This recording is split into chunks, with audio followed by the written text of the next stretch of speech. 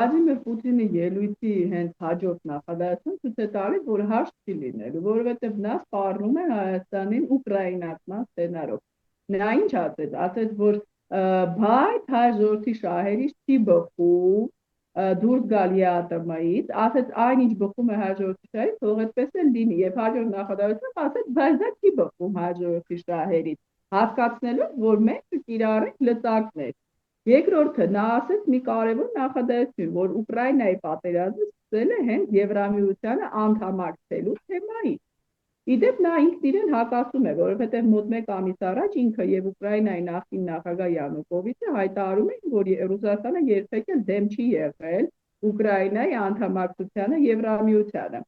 Այսինքն մեզ մի նախադասության մեջ սպառնաց իբրև թե ոչնչացման, որովհետև իրեն ինչ է միշտ ասում Ուկրաինան ոչնչանալու է, չէ՞, իր կարծիքով։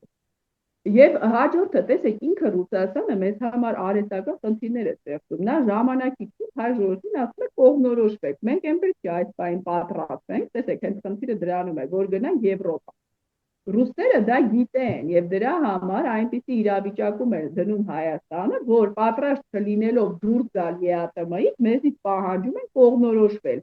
որպեսզի հետագայում օգտագործել լծակներ Հայաստանի ուղղությամբ ճնշելու համար։ Իդեպ սա արհեստական խոսույթ է, եթե մենք դուրս ենք գալիս ԵԱՏՄ-ից, դա չի նշանակում, որ մենք Ռուսաստանի հետ առևտուր չենք կարող անել։ Ադրբեջանը ԵԱՏՄ անդամ չի, ՀԱՊԿ անդամ չի, բայց Ադրբեջանի եւ Ռուսաստանի միջև ապրանքաշրջանառությունը շատ մեծ է։ Ես նույնիսկ որքանով տեղյակ եմ, առաջին հորիզոնականում է Ռուսաստանը Ադրբեջանի հետ կամ գուցե երկրորդ, բայց իրենց հետ այդպես չեն խոսում։ Այսինքն մեզ ասում են, որ դուրս գանք, ել մեզ հետ չենք կարող շփվել, չեն ասում, որ դուրս գաք, էլի առևտուր կանենք։ Խոսքը տնտեսության մասին է, Հայաստանը ՆԱՏՕ-ի անդամ չի դառնում։ Հայաստանը կարող է բոլորի հետ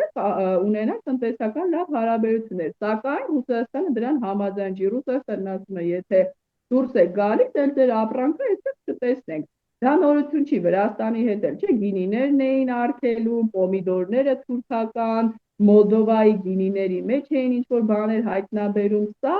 տնտեսական ճնշման լծակ է եւ ցույց է տալիս, որ Վլադիմիր Պուտինը անկեղծ չի, երբ խոսում է, որ հայ ժողովուրդը թող որոշի։ Միևնույն ժամանակ նաեւ իրավիճակում է ուզում դնել հայ ժողովրդին, որ մենք չկարողանանք որոշել մինչև այդ պահը, քանի դեռ պատրաստ չենք գնալ դեպի Եվրոպա։